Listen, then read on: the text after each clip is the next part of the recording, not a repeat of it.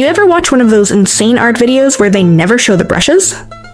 I've paused, I've zoomed, I've squinted at blurry Japanese brush names, and still had no idea what they were using. I suffered, but you don't have to. Today, I'm showing you every single brush I used, when, where, and why, step by step. To break it down, I'm going to draw this beautiful stylized, anime-inspired eye in Clip Studio Paint, with textured shading, glow effects, smooth blending, and detailed highlights so you can see exactly what each brush does at every stage. No secrets, no squinting. Let's get started! Drop a like and hit subscribe if this helped. These videos take forever to make, even if they only last 5 minutes. So, for line art, I mostly use the turnip pen, like many artists do. Mapping pen and G-pen are other good options. Yet, the turnip pen is super smooth and stable, kind of like writing with a nice ballpoint pen. The pressure stays even, so the lines come out clean and consistent. But sometimes, I switch to the mapping pen, especially for longer strokes. Here's the difference. The turnip pen feels like a regular pen, smooth and predictable. The mapping pen, on the other hand, is more like a paintbrush or brush pen. The harder you press, the thicker the line gets, and when you ease up, it gets super thin. You see that thin effect? That's why I prefer the mapping pen for longer lines. I actually have one more pen to introduce. Very, very smooth and velvety. We'll talk about it in next few minutes. Now for the iris, which you can see these rough oval shapes right here. They're not clean or perfect on purpose. I wanted them to have a bit of texture and movement, so I used the rough pen. It gives this kind of gritty, uneven edge that works great for organic details like the iris. Clean lines felt too flat here, and the rough pen just made it feel more alive. And now I'm filling in the eyeliner, in that shadow right under the eyelid. Darkish brownish black, not black. Never use pure black. I'm using a really dark brownish black instead. Pure black is too harsh. It flattens the painting and sucks the life out of the colors around it, and especially in stylized work like this. This was the velvet brush I was talking about. It's a custom softline art brush. Very, very smooth. This is a very unique one. It's got just enough taper but no hard edge, so it blends really naturally into the shadows. I use this one a lot, especially when I want smooth, smoky lines like this. I call it the velvet line brush, because that's exactly what it feels like. Soft, smooth, and velvety. Then I grabbed a soft airbrush with a pinkish orange tone and brushed it over the dark areas around the upper eyeliner to add a transparent warmth. That helps the shadows feel like they're part of the skin, not just sitting on top of it.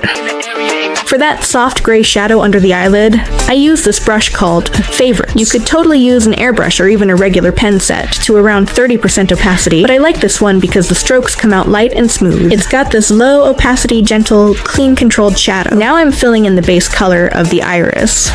So for the iris base, I tried using the paint bucket tool. See these little gaps? It's annoying, isn't it? One more thing, if you look at the texture of the iris here, it's not just a flat color. It has this shimmery, textured look, almost like metal reflecting light. Do you know what this iris reminds me of? You remember those old CD discs? I don't know if people still use them anymore, but texture-wise, this iris looks kind of similar. Super shiny and kind of flash little metallic reflections. So instead of using pens or fill tools for this part, I'm switching to a brush called Wet Wash. It's perfect for this kind of textured glow. This brush works really well for creating that soft, glowy texture. It lays down smooth, builds up gradually, and keeps the edges nice and clean. You get that layered, slightly reflective look, but without overpowering the base color. Alright, let's do the lashes. I'm using the same soft velvet brush, and see how it naturally ends in a thin line without any awkward tapering? That's exactly why I keep coming back to this brush for line art. I'm sketching some downward lashes on the upper lid. They really elevate the whole eye. Add a few delicate lower lid lashes, just enough to keep the balance, without making it feel too heavy.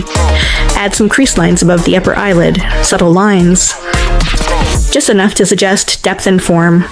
I'm keeping the lines thin, and then gently blending them out with around 50% opacity, mostly toward the center. This gives a softer, more natural look without harsh edges. I also went back in with a few light airbrush strokes around the edges of the upper lid, just building that transparency until it feels right. Next, adding some very pink thin lines right along the center top of the eyelid. These aren't shadow or crease lines, and they're more decorative, almost like a sleek shine detail to enhance the shape and give the lid a bit of polish. Then under the upper lashes, I'm drawing a few faint pink lines, just slightly downward, showing a bit of reflection, like light catching from below. Looks so beautiful. Here's a tip. Instead of drawing them on regular later, add a new layer and switch the blend mode to add glow. Now, draw those same lines on this layer, and you'll see how they instantly pop loose pretty cool. That glow effect really brings them to life. Now to finish off, ink just a few tiny lashes along the bottom rim. Keep them short and soft, so they don't overpower the eye. And finally, draw that soft pink waterline at the bottom of the eye, right where the lower lid meets the eyeball. For this, I used a brush called Soft and Sharp. It has a slightly grainy, rough texture that's perfect for mimicking that delicate skin texture in the lower lid. Let's add some highlights. A soft pink highlight, the little dot near the bottom of the pupil. So I am still on the glow layer, and I'm using the same turnip pen, just lightly blending it on one side, and just a slight semicircle along one side, like a pink reflection catching at the base of the eye. This creates a glossy feel. This little touch makes the anime eye sparkle with emotion and life. I threw in a few extra white highlights on the same glow layer, with a bit of pink and yellow just to make it pop, and gives that illusion of light being held inside the iris.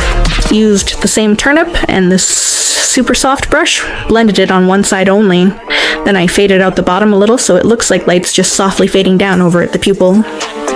Add a light blue stroke with a flat pen. It gives this really nice reflection, almost glass-like effect. Then I added those sharp glow lines shooting out from the top sparkle, one in each direction, like a little starburst. I kept them on a glow layer so they'd really pop without flattening the eye. I gave those little glow lines a hint of rainbow, just enough so it feels like light's actually splitting as it hits the eye. Kinda like how real reflections catch different colors depending on the angle. It made the sparkle feel way more alive. For the iris, I used a flat brush and layered a bunch of strokes. Soft pinks, muted purples, and a bit of gray.